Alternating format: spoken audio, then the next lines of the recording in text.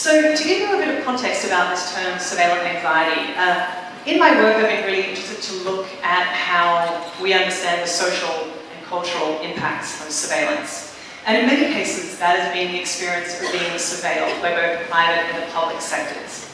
But it wasn't until Edward Snowden released that very significant cache of documents that we started to see into what we might call the supply side of surveillance, the logistics of surveillance, and what kinds of anxieties haunt the surveillors.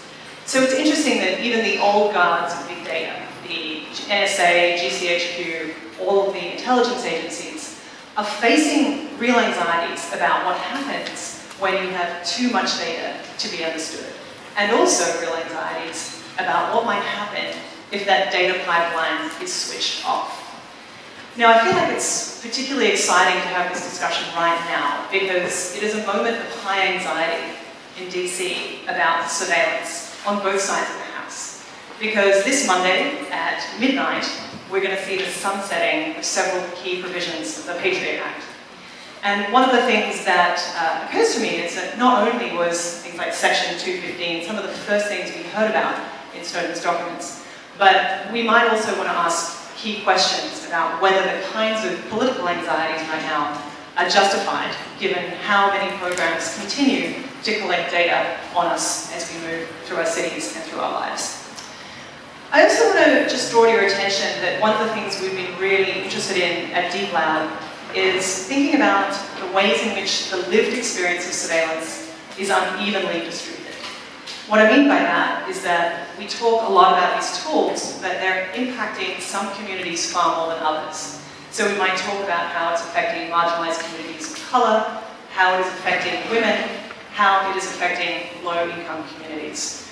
What I'm really thrilled about today is that the speakers you're about to hear from are the ones who I think have been decentering the typical conversation about surveillance and power, which is commonly held by men, often white men, and often about urban locations.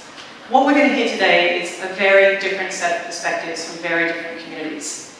We're going to start off with the fantastic Simone Browne. Now, Simone is an associate professor at UT Austin.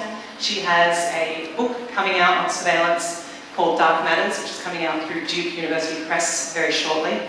And she's going to be talking about the history of the slave ships and their connection to the early work of Jeremy Bentham and his thinking about prison architecture through the Panopticon. After that, we are going to have, I'm going through Karen Levy from NYU.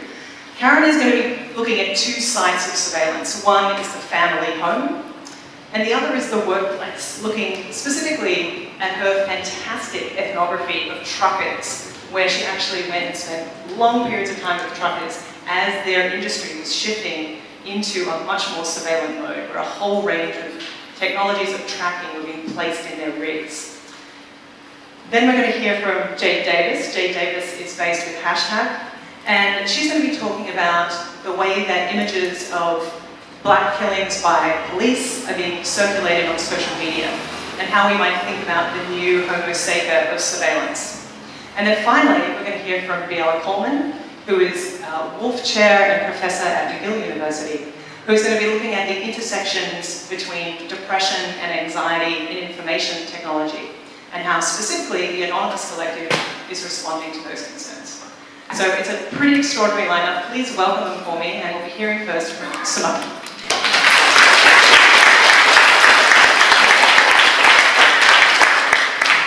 Thank you, everyone, and thank you to Kate for organizing this panel.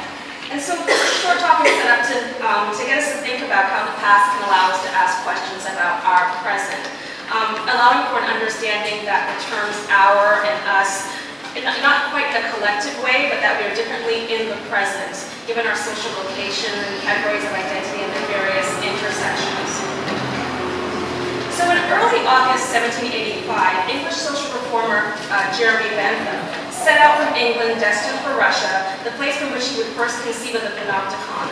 At one point during his journey, in an attempt to reach Constantinople, he embarked on a cramped Turkish kayık with, he wrote, 24 passengers on the deck, all Turks, beside 18 young negresses, slaves under the hatches. that somewhere along a journey that ends in the Panopticon, Jeremy Bentham traveled with 18 young negresses held captive in the hatches of that cramped Turkish kite. Guides me to question the ways in which the captive black female body asks us to conceptualize the links between race, gender, surveillance, and slavery.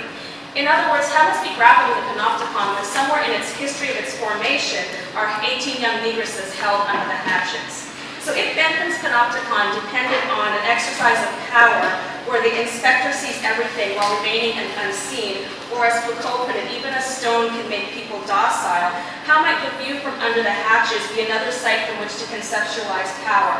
So following sociologist Roy Boyne, in a suggestion that we draw a line from terms like panopticon, panopticism, and as well, I want to kind of draw this line through panopticon to put it under erasure, as he says. And I think one way of drawing this line is through that which prefigures Bentham's design of the Panopticon. That being, for example, slave ships, auction blocks, and the plantations of the so-called New World. And so this here is an image of the book's slave schematic. And you can think of the Panopticon being diagrammed around 1791, while the book's slave schematic, which was used in abolitionist data, I guess you can call it, or technologies, was in 1789. So if we were to take transatlantic slavery as antecedent to contemporary surveillance technologies and practices as they concern slave ships and the cheek-to-jowl arrangement in those stowage plans as you see right here, slave markets and auction blocks as exercises of synoptic power where the many watch the few, slave taxes, patrols, manumission papers, black codes, and fugitive slave notices, it's often to the archived slave narratives and to black expressive practices and creative texts that we can look for moments of refusal, rebellion, and critique. So that's somewhat of my starting point here to say that the historical formation of slavery is not outside of the historical formation of surveillance. It's not the only genealogy, but it's one that often is absented from the discussions. So through the narratives of ex-slaves, runaway slave advertisements, census forms, or plantation rules, we can historicize some of the concepts and concerns that now shape the field of surveillance studies. And this contiguities, I think, between these concerns, I argue, gives social theorists new ways to understand surveillance in contemporary life. So I'll end by looking, for my next few minutes here, at colonial New York City in the 18th century to ask, what was the legal framework governing black city life? And I'm going to do that at the site of one law, a set of laws that were formed around 1710 and continued up until the 1800s or so, which I term lantern laws, and as well as the site of the runaway notice, which serves as a very large-scale data set around surveillance of black mobilities. And so you can think about the anxieties around the black body, whether that body is mobile or stable throughout the city, getting kind of marched through these two technologies. So lantern laws were passed in 18th century New York City that compelled black, mixed race, and indigenous peoples, free or non-slave and slave alike, to carry with them small lamps as they moved throughout the city after dark. Those found to be in the street past sunset without a lit candle or attended with some white person were subject to arrest, public whippings, and punishments. And so figured as public safety risks, lantern laws made the lit candle supervisory technology for governing black and indigenous mobilities. So with this law, any slave convicted of being unlit after dark was sentenced to a public whipping of no more than 40 lashes at discretion of the master or owner before being discharged. And so such discretionary violence made for an imprecise mathematics of torture. And so these anxieties surrounding blackness in motion or the black body on the move continue, and you can think about this as a precursor to stop and frisk practices here. And so these kind of, these are the formations that shape these kind of policing practices.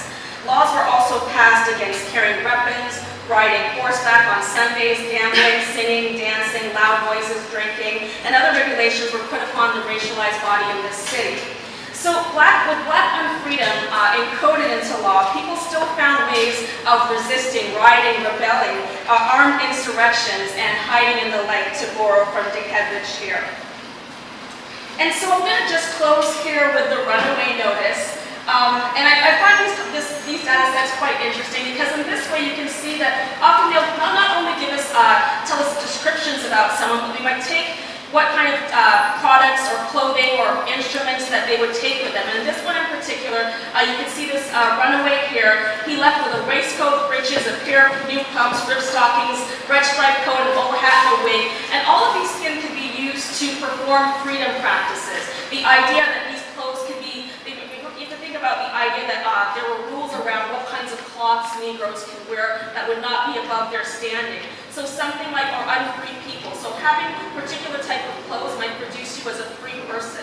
You can also use this clothes to bargain with or to barter as well. And so these are some sites that I think are interesting sets to look at freedom practices around the Black body.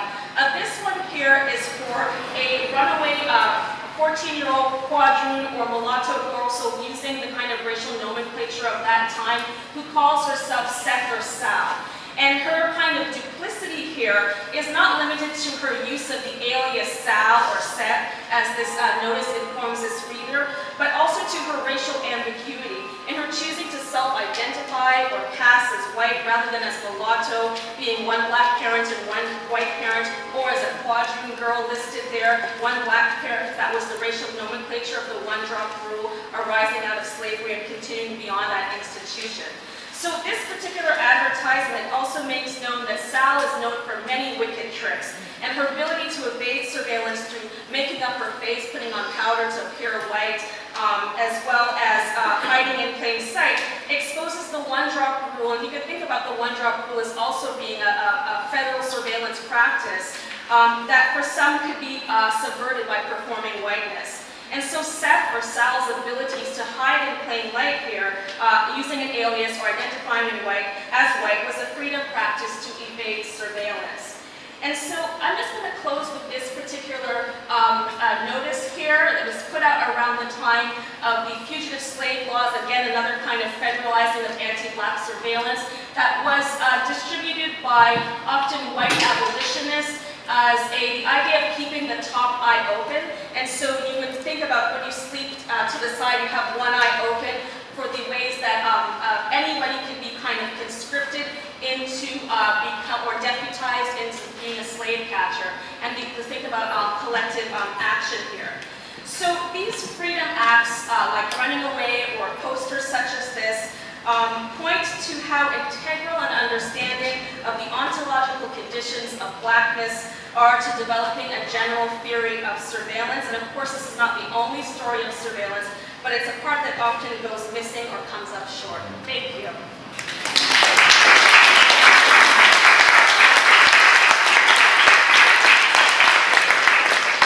Thanks so much, Simone. We're going to be moving on now to Karen Levy from NYU. Each speaker has around 10 minutes, so what we're going to be doing is having it's getting there. We'll have these short talks, and then we're going to move into a discussion mode, so please keep your questions to the end. Hi everyone, I'm Karen Levy. Thanks so much, Kate, for inviting me to join the panel today. I'm thrilled to be here with this group of women. I'm Karen Levy. I study the social and legal context of surveillance. As Kate mentioned, my recent research foci have been workplaces and families, so I've been thinking lately about how to think about those two contexts as sources of surveillance anxiety. So first I'd like to talk with you a little bit about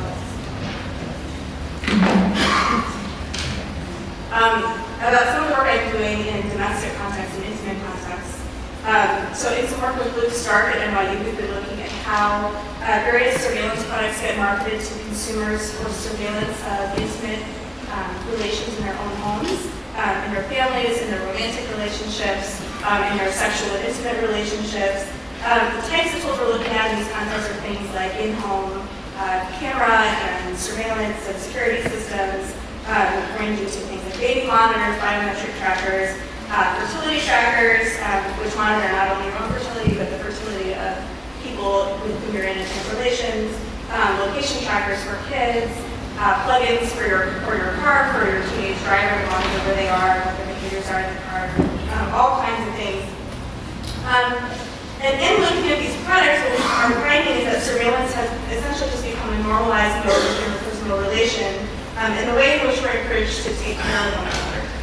So whereas before surveillance is, a tool for tracking danger, or like in this image on the left, right, the anklet, to track the location of an offender, or maybe to track their behaviors, if it's like an alcohol sensing, right? So the one on the right, which is the Sproutling, is marketed to mostly upper middle class women to monitor the vital signs of their baby. This particular one monitors heart rate, temperature, ambient light and sound, and creates a bunch of analytics that the parent can then use in order to take care of their child. And so the idea here is that surveillance becomes normatively essential to duties of care across the life cycle. Surveillance is the right and obligation of a responsible parent, a dutiful spouse, and a loving child.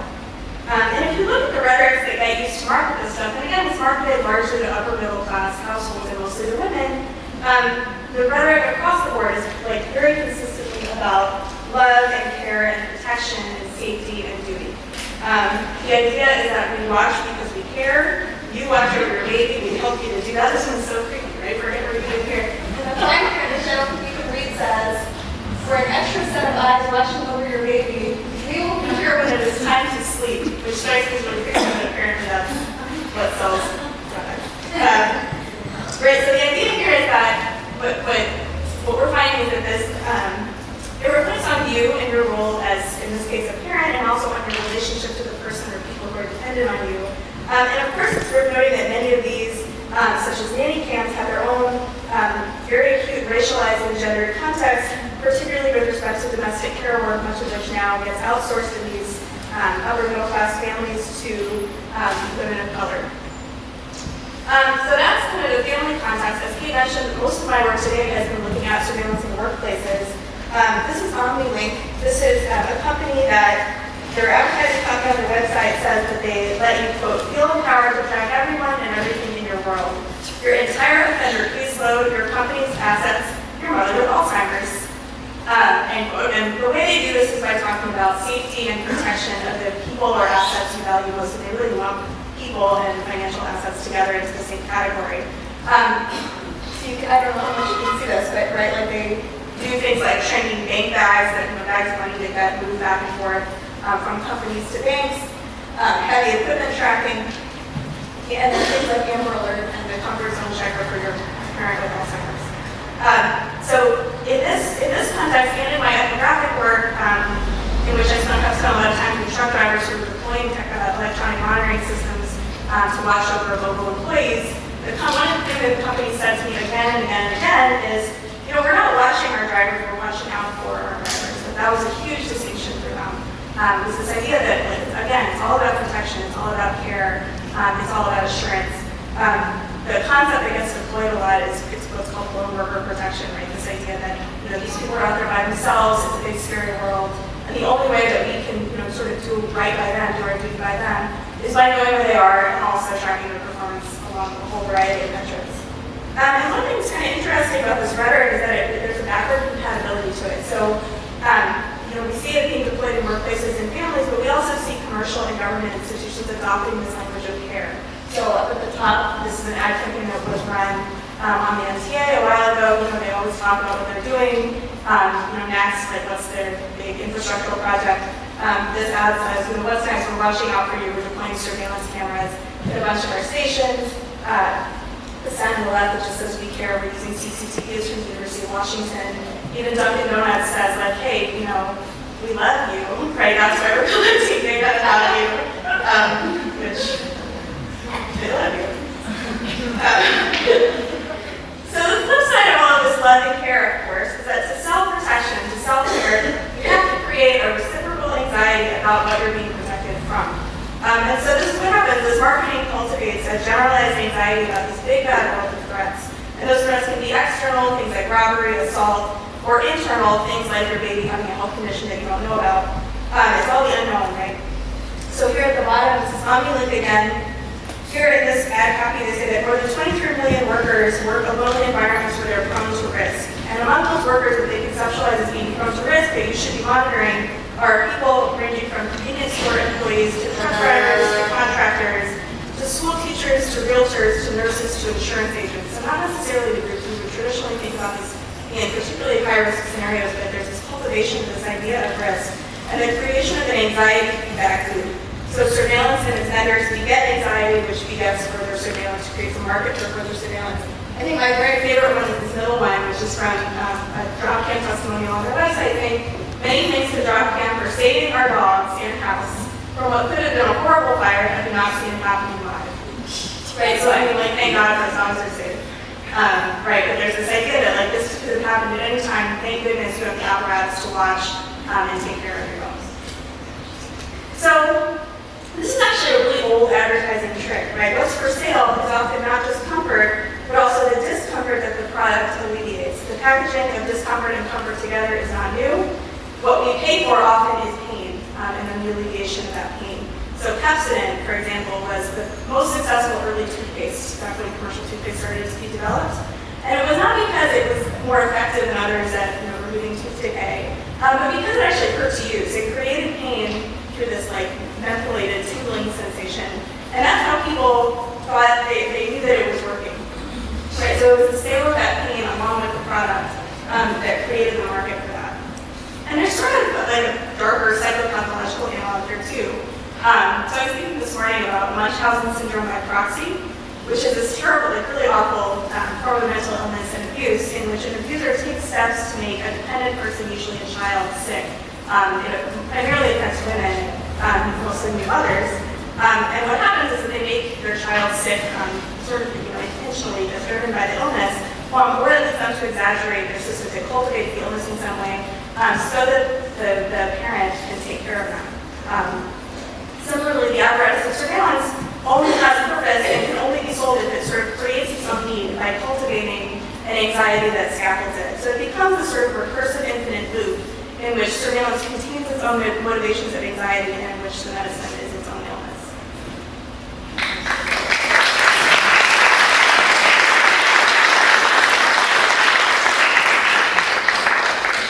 Thanks so much, Karen. Next up, we have Jade E. She brings the slides together. What I'll actually be talking about is pleasure in the surveillance of others. As Kate said, it's going to touch on the circulation of Black male death on social media, but I really do want to start with the different types of pleasure we experience by this new level of surveillance we're able to have. I've separated it into three kinds. As you can see here, it's Jewish response, divertissement, and Schadenfreude, because I love foreign words and make everything sound a little fancier.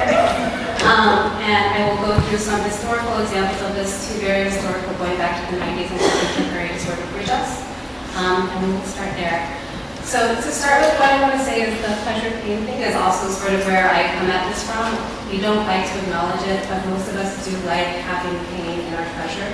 The three words that I'm using, jouissance, divertissement, and Schadenfreude, all have a level of some type of discomfort involved with them, and that tends to be what makes us laugh and makes us happy. So I'm going with dictionary definitions because I have 2 minutes. Jouissance is physical or intellectual pleasure, delight, or ecstasy.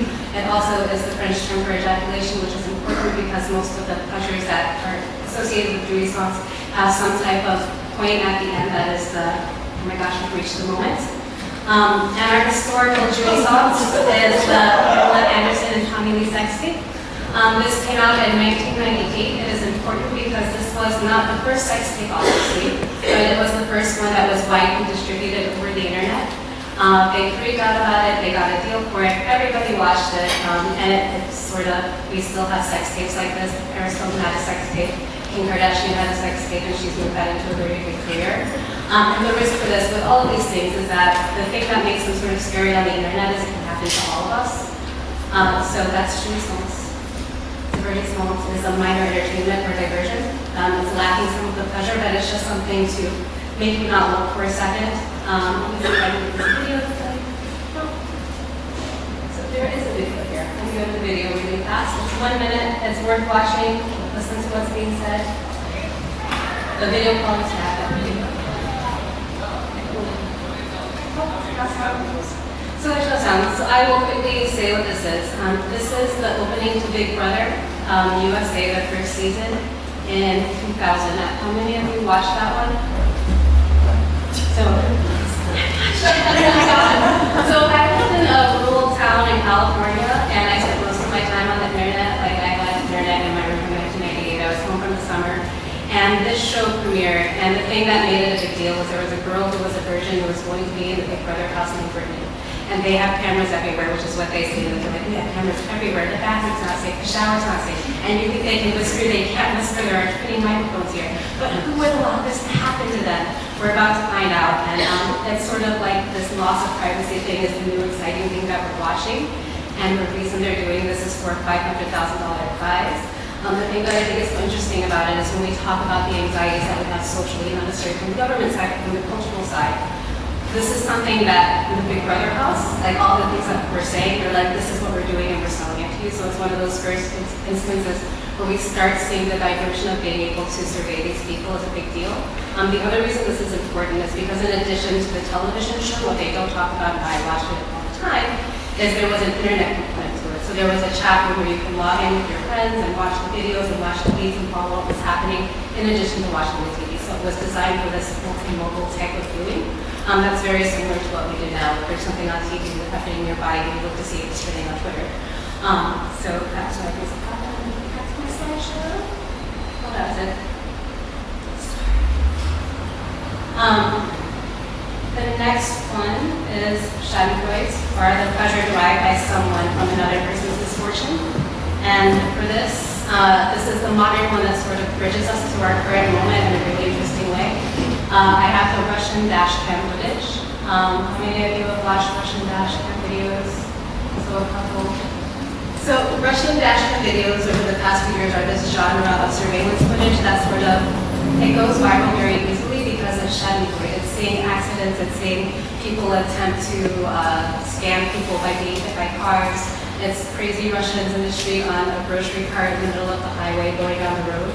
And they are all recorded by Russian dash cams. Like one of the questions I was being asked maybe a year or two ago was why are all these Russian people, why do they all have dash cams and why is everything being recorded? And the reason that's happening is because in Russia there's a history of corruption of police officers and there's a history of scams. So this is a type of surveillance where the people are recording everything. So when they say, no, the cop abused me or no, I was intimidated, they have the video proof to take to court to show that that's actually what happened. Which is very different than sort of what's happening here. And what I mean by that is right now there's a really good conversation happening about body cams on cops and that being a solution to fix the problems that are happening. We also have these instances of people being killed by police officers and people recording it on their cell phones, which is technically a form of surveillance, not surveillance, meaning it's surveillance from below where the people are recording it. But when you look at sort of our current political formation where we have the NSA, we have all these government programs that are actually using our private data as part of their own surveillance systems, we're sort of not really capable of having a proper surveillance system because everything will get reinterpolated into the already dominant political order. And that becomes really important when we look at the current situation where Black men are being killed. I wrote a piece called Black Men Getting Killed as a New Girl Has Gone Wild after Walter Scott, and it's very sad that I have to stop to think about who I was writing about, that shouldn't be the case. And the point of that was, in social media, because we're always looking for these instances of jouissance, these instances of divertissement, because we're looking for schadenfreude, we're looking for these things that can distract us, it's like a distraction platform, we look for clickbait. I mean, clickbait, sex sells, death sells, and Black men are a sexual being in the United States, and they are also something deserving of death. And these deaths, all of these ones, Michael Browne, Tamir Rice, John Crawford, Eric Garner, Walter Scott, and Freddie Gray, since August, are the men who had the instance of their death or the moment right before or right after circulated on social media, circulated in the New York Times or the Daily Mail or any other media outlet you can think about. It was just shared as though this is a normal thing to do, which was shocking but at the same time not, because we are coming from history in the United States of lynching, where people would take their families to view exactly this type of content. It's just that we sort of separated this and moved into the realm of popular culture and movies. Like we get to see Black men get killed in films, we get to see other people get blown up in films. We get to see sexual violence in films, but we don't actually get to see it. And we see so much of it that actually being able to see these men die served the purpose that we have sort of lost because we are inundated with this explicit divergent content. And so this is the head image that was on the Medium piece. And the reason it is a black guy that is censored is because the people are irreplaceable. The way that I understand this is through Agamben and Anon. And for Agamben, for those of you who are familiar with Agamben, the concept he pinpoints is homo sacer, which politically it's the man that has to exist for a political gain or a citizen to exist. It's somebody who is sacred because you have the right to kill him, but you cannot do it in a sacrificial way. So he is the person that gets to stand in and gets to take the punishment for everybody to sort of purify the citizen and serve as an other for the citizen. And in the United States, with the history of slavery and the visibility that black men get, that's sort of the person that we put in the forefront. What's really important to remember, and the reason why I think it's so important to look at what's happening with black men, especially when we start thinking about anxiety, is this is jouissance liquidissement d'un chat all at once. And what I mean by that is it's diverting us. There is some pleasure in it. Like if you are a good citizen, if you are a proper citizen, you get some joy out of viewing this stuff, which is hard to acknowledge, but I mean, that's sort of how humans work. But with the homo sacer, the important thing to remember is that any citizen has the potential to become the person who is responsible for their life or who is the sacred man. And I think a lot of times when we have these discussions, this is something that we lose, even though we do talk about the invisibility, like what about the black women that are being killed by cops? What about the white guys that are being killed by cops? What about the Latinas and Latinos that are being killed by cops? We allow the sacred man to sort of hold all of that anxiety that this thing might happen to me, so that they become the focus of how we view it, and it disables us from talking about other stuff. The reason why I think about this with Anon is because media is also a mirror for Anon, and so it's something that we look at to sort of get a reflection of what society is supposed to be like and what it looks like, and social media is one of our dominant media environments right now. What Anon says about media and education is the other thing that I'm really, really interested in all of this, is that what we see with it is that the black child only sees heroes in history as something of whiteness, and death and fear are blackness.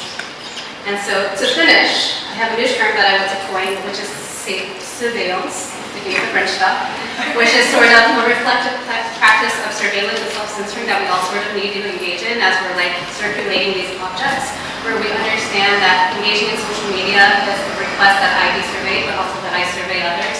And we need to be reflective about that because it's one of the first times where the information stream, the data collection, everybody's together in a way that we weren't able to be before.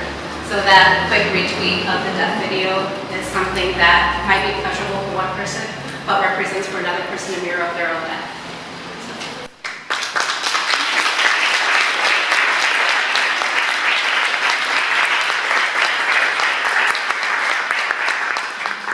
Thank you so much, Jade. And I really strongly recommend, if you haven't read Jade Davis's piece on black men and snuff films as a form of circulating entertainment, I really recommend that you read that. It's an extraordinary article. Next up, we have Biella Coleman from Biella University. So first, it's a pleasure to be here. I want to thank Deep Lab and everyone who made this possible. And it's also a real pleasure to be on this panel. The papers that came before me were amazing. So what I'm talking a little bit about today is some of my work about Anonymous, which is in my book, and I'm about to start to write an epilogue. And I'm actually trying to formulate a defense of anonymity. So a little bit of what I'm talking about is doing this. So let's start that. Okay. We all know in this society that models of both pathology and emotional states tend to privilege the individual, right? The individual who feels elation or depression or anxiety. But we all know that there's social forces that kind of structure these emotions. And from Durkheim to today, there's all sorts of theorists who have started to kind of, or continue to write about those structuring forces. And just recently I started to read, I haven't finished it, but I started to read this book, Mass Murder and Suicide, Heroes, Mass Murder and Suicide by Franco Biardi, which really grapples with emotional states in relation to capitalism and information technologies. And I'm going to now show a quote that I think really captures some of the dynamics at play with the rise of anxiety, especially among a certain class of creative workers, which is probably reflected in the audience today. So I'm just going to go ahead and put that quote up. So it says, we invest our psychic energies and our expectations into work because our intellectual and affective life is so poor, because we're depressed, anxious, and insecure. So we are trapped. The industrial worker who was obliged to repeat the same gesture 1,000 times every day had no reason to identify with her work, so she invested her psychological energies into solidarity with colleagues, and her mind was free to hate the assembly line and to entertain thoughts that had nothing to do with her daily slavery. Conversely, cognitive workers have been lured into the trap of creativity. Their expectations are submitted to the productivity blackmail, a term which I love, because they're obliged to identify their soul with their work. Social conflicts and dissatisfaction are perceived as psychological failures whose affect is the destruction of self-esteem. And I think that there's a very gendered component to this, or an amplification among women. And it was funny because before I had read this, I had actually tweeted something that I think aphoristically captures this when I had said, I'm so unalienated from work, I'm afraid I'm alienated from life. So this pathological tendency is only magnified now that we can tally the self in ever more granular and precise ways.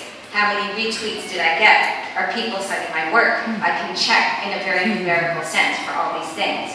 We're literally under watch, and we are watching ourselves. The long-standing ideal for self-recognition explored so well by the work of Charles Taylor is now quantifiable. Individualism only becomes more warped when you can keep a numerical scorecard of the moment you gain or you do not gain recognition. Now, of course, I'm saying that these trends are dominant or long-standing, but by no means are they total or totalizing. In fact, societies, even like our own, which are deeply individualistic, are predicated on both minor and major forms of mutual aid and collectivism. For instance, the conference, gatherings like these, which are commonplace across professions, interests, and class, as I've argued elsewhere, are fundamentally ritualistic in character. These are the ritual undersides of publics.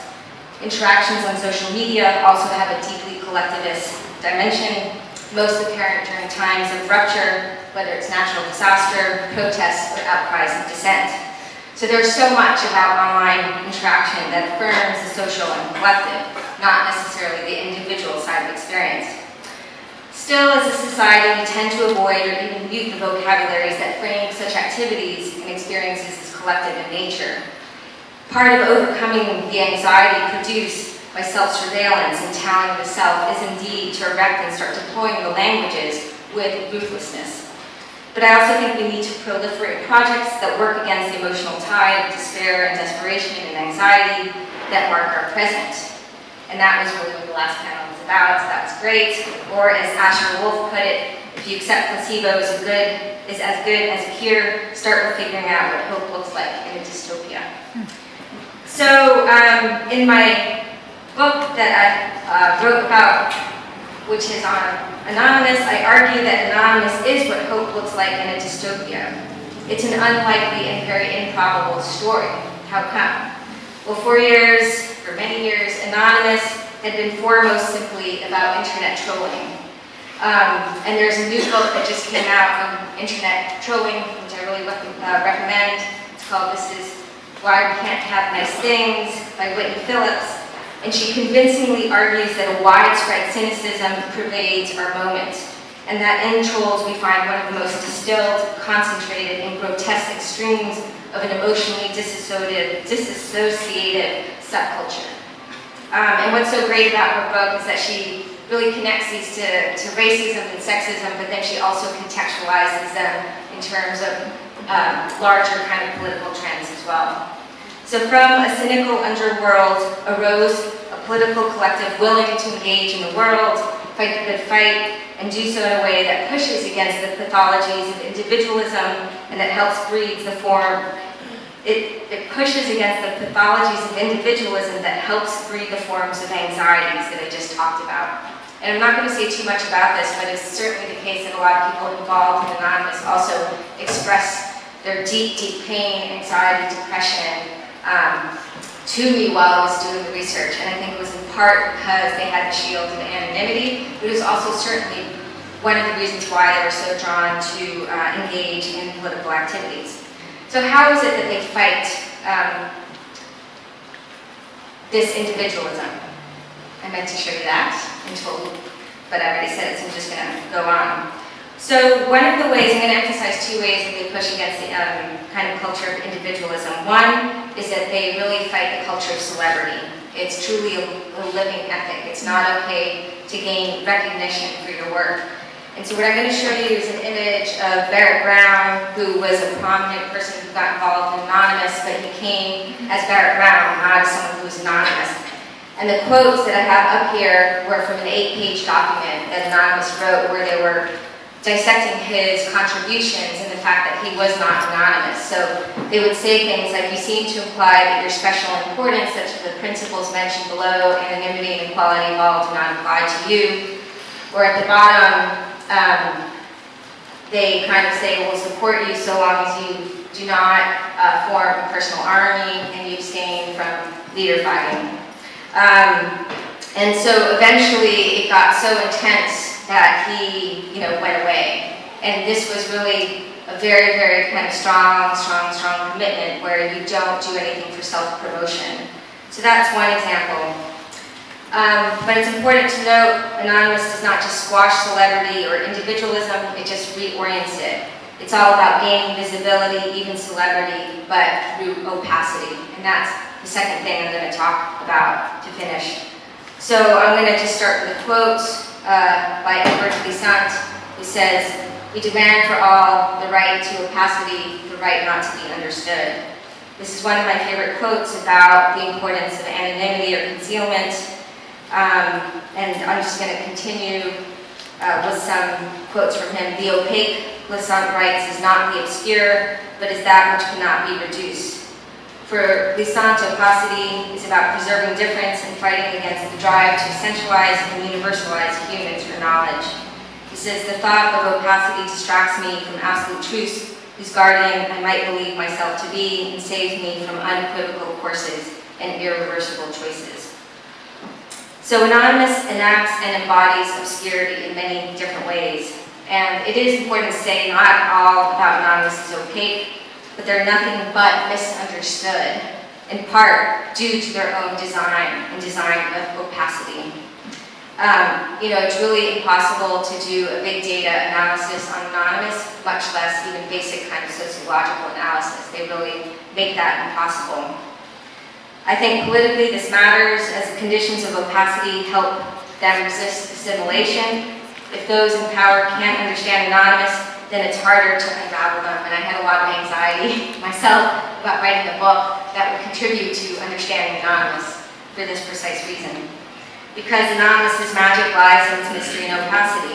Though it can't be fully apprehended, it is composed of people who decide together and separately to take a stand. But who are these people? A neighbor, a daughter, a secretary, a janitor, a student, an incognito banker, you? By sacrificing the public self, by shunning leaders, and especially by refusing to play the game of self-promotion, they engage in a radical political act, given a social order based on ubiquitous monitoring and the celebration of runaway individualism. Their iconography of masks and headless suits visually displays the importance of opacity. The collective may not be what it often purports and is purported to be, and I think that's an important part to their power, but Anonymous still manages to leave us with a striking vision of solidarity. E pluribus unum, which is out of the many one. Thank you.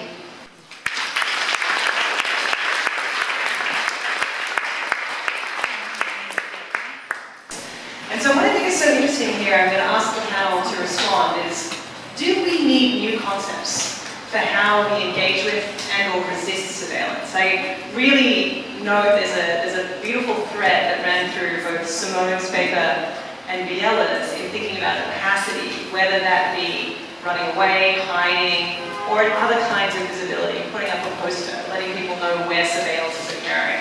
This shift between what we want to make opaque and what we want to make visible. Is there a politics there? And also there's this fantastic thread that runs through what both Karen and Jade talked about in that idea of pleasure and care in surveillance. Now, this is, I think, extremely important because it gets left out of the story, that telling people we're caring for you, we're looking out for you, and also that sense of being cared for, I think underlies those debates about surveillance when people say, I have nothing to hide. It's also that sense of I want to be cared for, I want to be looked over by the state, and also by nanny cams. So I think there's something really extraordinary in terms of how do we bring out these new ideas around surveillance to develop different theoretical paradigms that can ground us in what is already quite an extraordinary historical moment. I'm going to pass to you.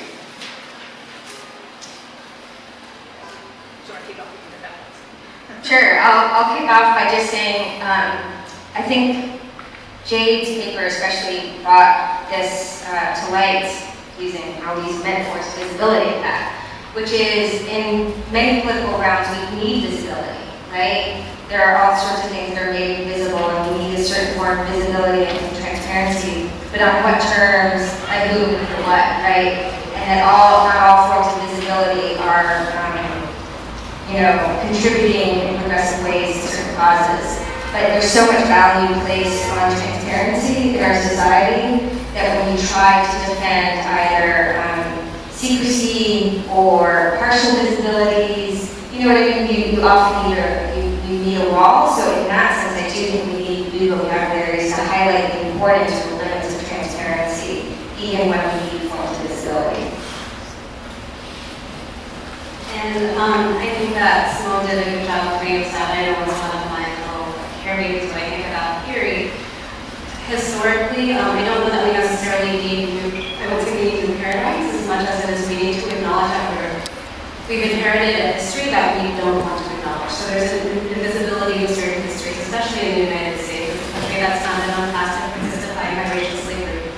That's something that we don't talk about, the fact that just looking a certain way on the street in the United States has always meant that you are not supposed to be there. I didn't know about that, and that's amazing and ridiculous that that's something that isn't common knowledge, that even in the darkness of night, to move around, you have to have something that shines light, which doesn't just serve the purpose of making you visible, but it makes you a technology to light up the street for everybody else.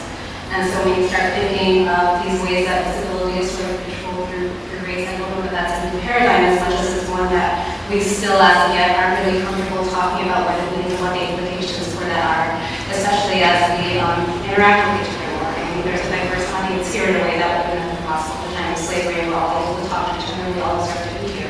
But we don't talk about the steps that made it so that we've gotten here, and what it means that there are still places in the city where there would be an audience like this. And I also want to thank Jade for that, the term of surveillance, or I don't know how you pronounce it, my French is awful.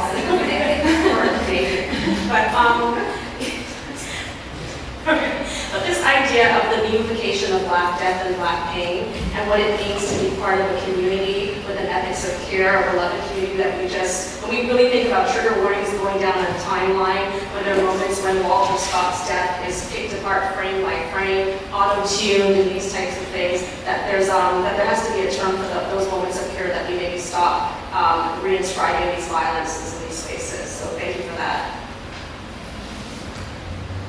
I would just also add that I think that surveillance term is extremely useful because I think, we think a lot and talk a lot about ubiquitous surveillance, and I think we talk and think less about ubiquitous capacity to surveil and what it means for all of us to have participatory role. Like the idea that we're just some dot in the middle of the diagram upon which a bunch of regulatory forces act is like a pretty limited understanding of what we do. And even surveillance, though it gets us part of it, I think it doesn't get us all the way. And it doesn't capture the recursive element, and more importantly, it doesn't capture sort of the emotional or affective or self-constitutive elements of what it means to actually become a surveiller.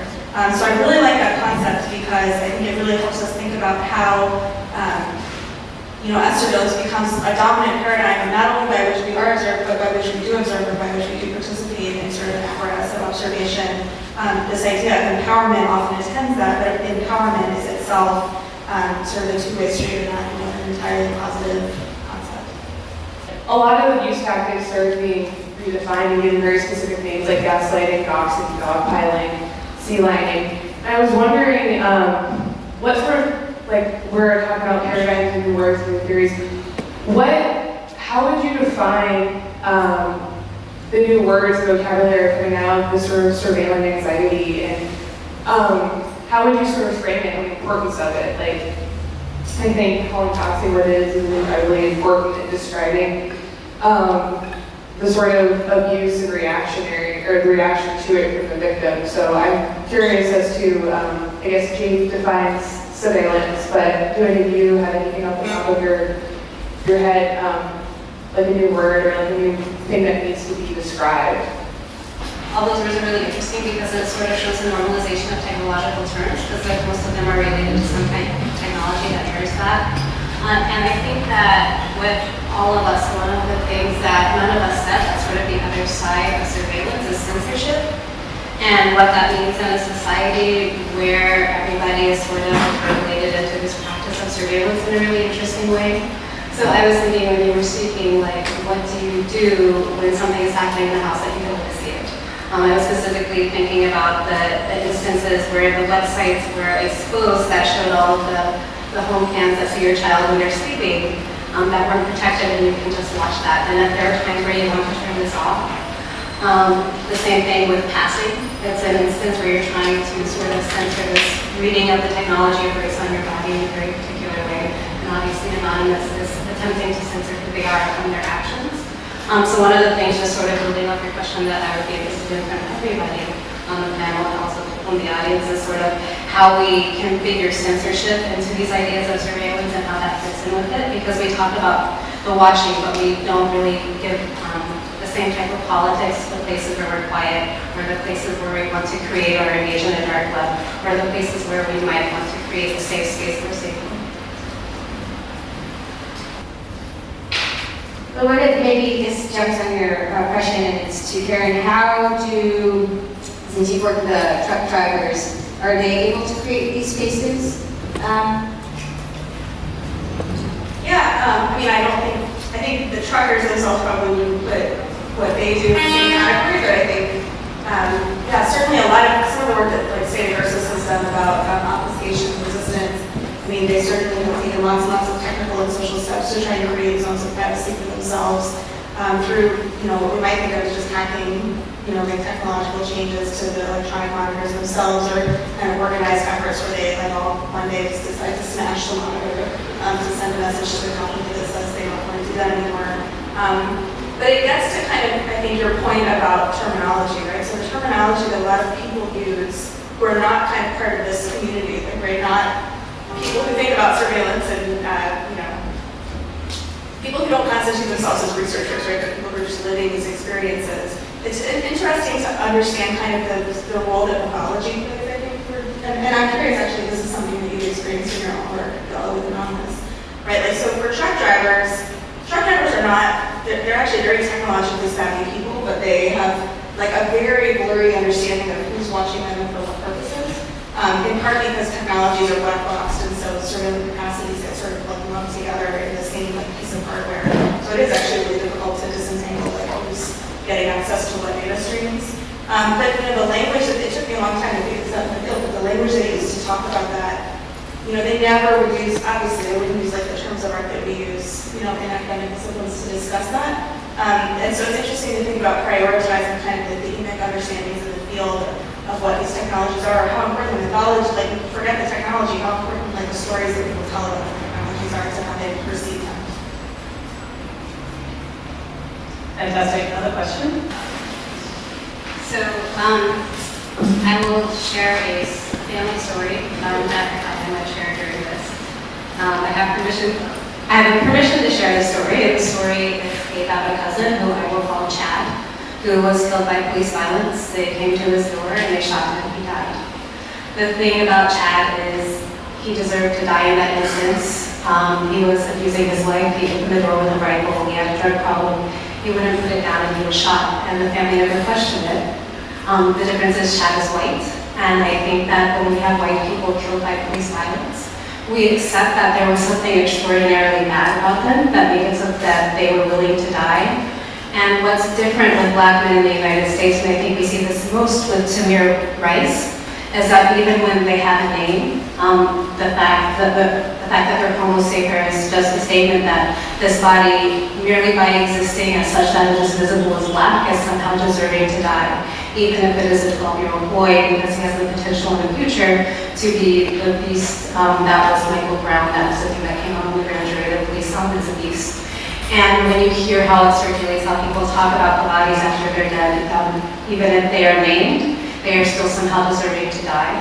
And I think it's really important to look at this in conversation with the Gaza instance, because this is an instance where we see names, we see citizen journalists, we see people reacting, and we see a public shift where people are able to humanize in a way that we still aren't able to move to in the United States. And I think that's why the comparison that I did make was Girls Gone Wild, which made some people really uncomfortable, but it should make you uncomfortable that we're able to circulate these images in that way. And outside of the audience in this room, I don't know what their feelings are about the people who died. One of the common threads, even when people are named, is still that they were bugs, they were doing something bad, they were in the wrong place, a child shouldn't have to play that, and they still deserve to die. So I think naming is important for remembering, because it's part of the care thing and the family thing, it's part of the mirror. This is somebody who could have potentially been my son. But at the same time, for the other people, where the mirror is showing the opposite of you, where a black body is Homo sapien, it's reaffirming that no, there are some people who deserve to die, you're just going to get killed by cops, and that's sort of how it should be. And as much as I would like to be able to say, but it's great that we're seeing this happen all over the face of the world, that's going to change things. As of yet, I don't think that it has. I mean, I'm just going to, in some ways, reiterate what you said insofar as when I teach students, a lot of them at first say, well, you know, surveillance is not something I experience, right? And then I bring up examples of the nature that Karen has talked about, or also go, well, are you being watched at work? And then all of them have stories about being watched at work. And then it's very clear that they're being censored, and the conversation goes directly to censorship and anxiety as well, right? And I actually really recommend this essay called We're All Very Anxious by Plan C. It's excellent. It really, really just captures a lot of the dynamics we're all talking about and really makes a convincing argument that anxiety is the kind of modus operandi, emotional frame through which many of us operate in this contemporary moment.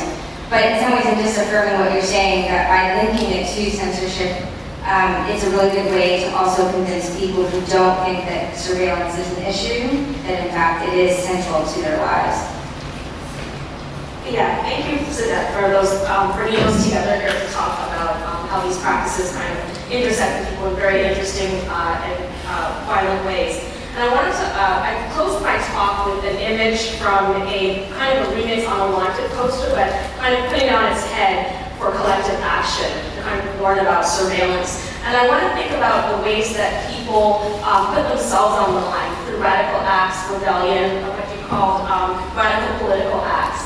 And I was looking recently at a group of dreamers, undocumented youth, the National Immigrant Youth Alliance, who went into these opaque spaces, these privately held detention centers. So they would go to the border, pretend that they're disoriented, can't speak English, and get themselves into these centers so they can organize in these spaces to see who's being held here that should not be held in those spaces because they were non-violent and not dangerous as well. So there are people that are not doing necessarily things anonymously, but doing things quite publicly, quite risky, quite putting themselves on the line for a radical reformation and change around things like oppressive immigration policies and surveillance practices happening at the U.S.-Mexico border. I think that's important to think about, like these kind of radical collective community acts, that there are possibilities for opening spaces. Thank you for bringing that up. I would add only that I spend a lot of time around privacy law people. I work primarily at a law school and consider myself a privacy law person. There's a big community. And one thing that I find consistently extremely frustrating about that community is that if you look at the resources that privacy law people devote to, it's an active community that has a lot of policy reach, right? It has the ear of the White House and lots of powerful groups in Washington. But if you look at how privacy is conceived by and large by that group, it's almost entirely it's consumer privacy, but in a very narrow sense of don't want Facebook, we don't want Google, serving us tailored advertisements based on, some characteristics that they glean about us. Not to say that those aren't, that's fine, like that's not unimportant. But the number of resources that are devoted to questions like that, those are the types of questions that I think have come up, consistently across the panel. It's a shocking, to me it's shocking, right? To me the harms that people suffer, on the basis of sort of this preemptive censorship, or on the basis of the types of surveillance that people, for whatever reason, don't think of as being surveillance. I think it's a definitional problem. I'm not generally big on navel gazing, let's rethink what privacy is for the sake of doing it. But I actually think it's really important to rethink what privacy is for the sake of doing it here, because the people who think of themselves as being, or that have power and they get listened to when it comes to privacy policy on the national and international level, by and large don't think about these questions nearly as much as they should. Excellent. Next question. We have time for just two more. I was wondering what the panel thought about the concept maybe of anonymity of whiteness, which is to say, for instance, if you're not anonymous, you don't have all the speech freedoms that were just discussed, and in gaining an anonymity, you're essentially disassociating yourself from metadata in the same way that Professor Browne was talking about the disassociation from your brand or whatever other type of descriptor, the ambiguity, for instance, or the articles that are used to describe the fugitives or the runaway slaves. And I'm wondering if you can essentially just tie those two and what you thought about it, but also tying it into the fact that attaining anonymity is an incredibly difficult sort of endeavor, as the last panel was talking about the usability issues that we have with technology. I just love to hear about that. Well, maybe I'll start a little bit, and anonymity and who it's used by and what it's important for, is definitely contextual. So, women authors in the 1800s published anonymously like crazy, and that has been in radical decline since they've been able to kind of come out, right?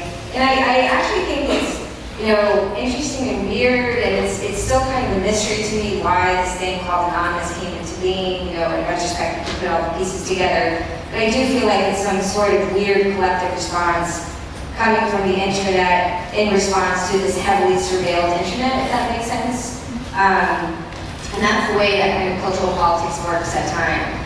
But now I want to just respond to the question of it's hard to be anonymous, right? It's really hard to be anonymous technically, and one slip up, and next thing you know, that email that you sent with PGP has been posted on some, list, right?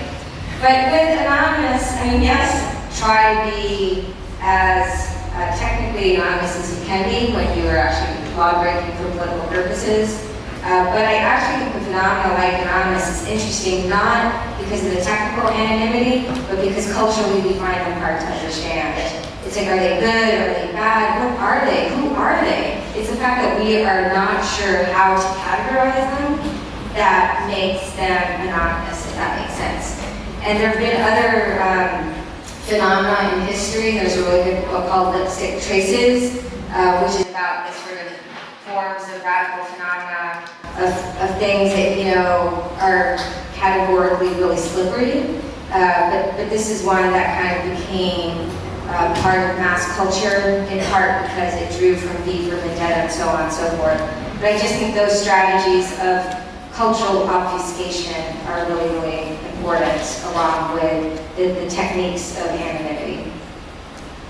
Yeah, and I do like the question about is anonymity white? And when you have spaces like the hypervisibility of Black and brown bodies in this space, who can walk through New York City and be unmolested by the police, or as Jade talked about, who cannot be made into a meme in terms of their death. And so when, for example, certain technologies, you can go to a border and claim anonymity and pass through freely as a trusted traveler, when certain technologies are built on or designed around prototypical whiteness. And And so the biometrics, the passports, these types of things, whose body fails to enroll is very important as to who can choose to be anonymous or not because of the hypervisibility. I think that's important to look at the racial specifics of these things.